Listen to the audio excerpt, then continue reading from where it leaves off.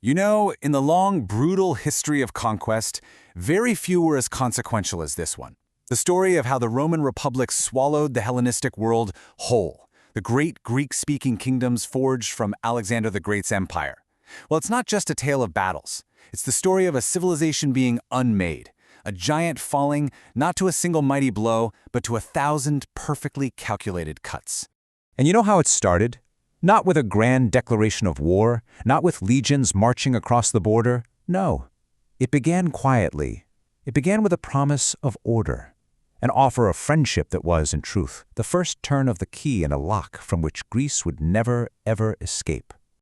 So, where does it all begin? Well, the first crack appears in the west, out in the chaotic waters of the Adriatic Sea. And here's the key. Rome didn't show up as a conqueror. It arrived as an intervener, a self-proclaimed protector against the scourge of piracy. Just look at how surgical their actions were.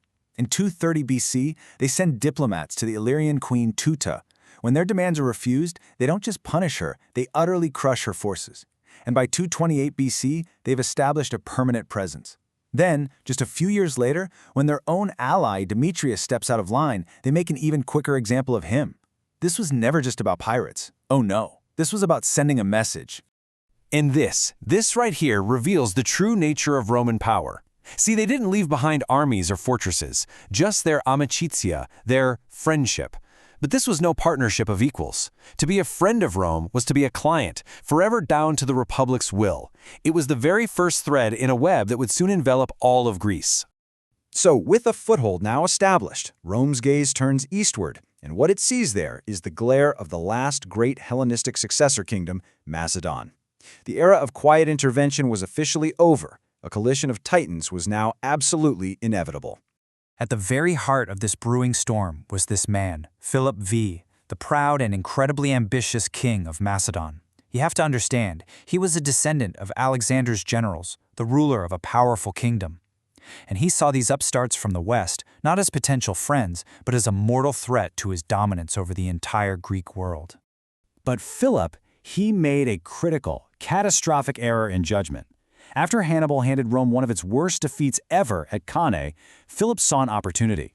Thinking the Republic was on the verge of total collapse, he allied himself with Carthage.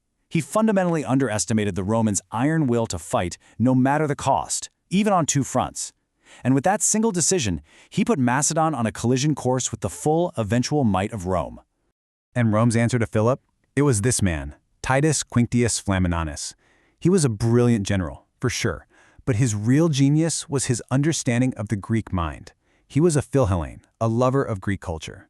He spoke their language, he got their politics, and he knew exactly how to twist their most cherished ideals of freedom and liberty to serve Rome's ultimate goal, absolute domination.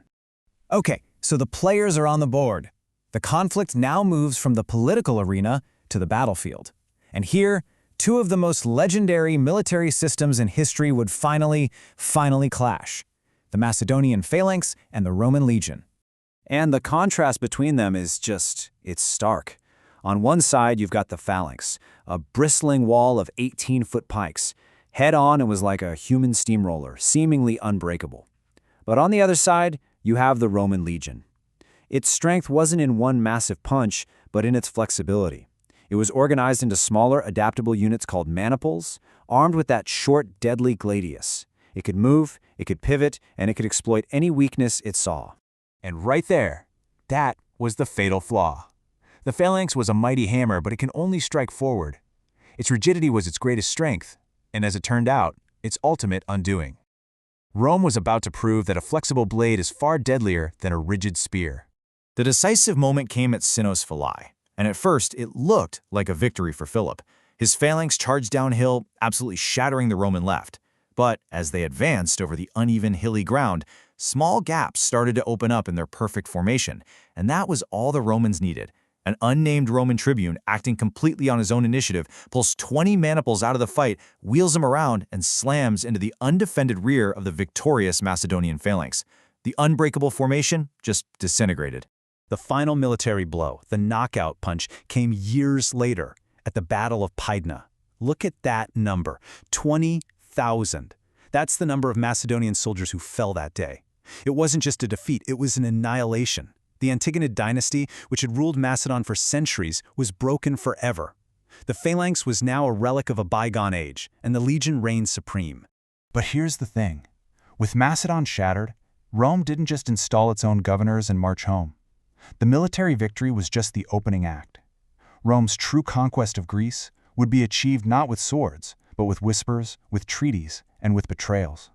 So what was Rome's true weapon? It wasn't the legion, not entirely. It was something far more insidious and, in the end, far more effective. It was this: divide et impera, divide and conquer.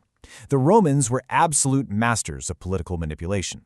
They understood that the Greek world, for all its cultural brilliance, was politically a mess, a hornet's nest of ancient rivalries that had been simmering for centuries. Rome didn't need to fight all of them. They just needed to make sure the Greeks kept fighting each other, with Rome always playing the role of the indispensable final judge.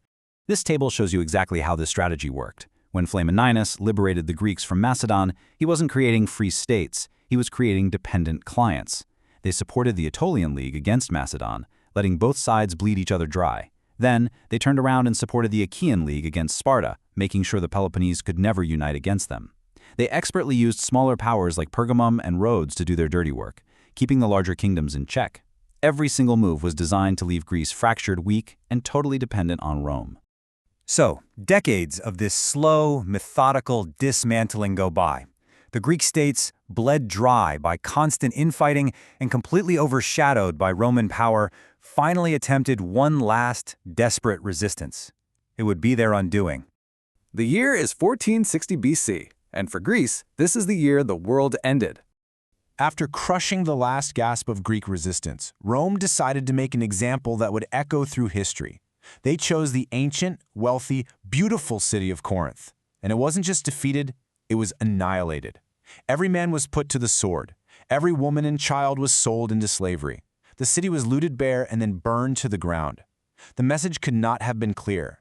The age of Greek freedom was over. Resistance was not just futile, it was fatal. The physical and political reality that was classical Greece, that world of rival city-states and proud kingdoms, had simply ceased to exist. It was now just another province in a rapidly expanding Roman world. But here lies the great final irony of this entire story. Rome conquered Greece militarily and politically, no question. But in the centuries that followed, Greek culture completely conquered Rome.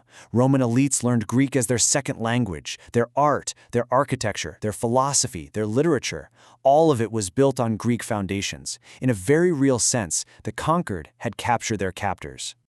The story of Rome's conquest of Greece reminds us that empires often rise not with a sudden clash of arms, but with a quiet offer of friendship.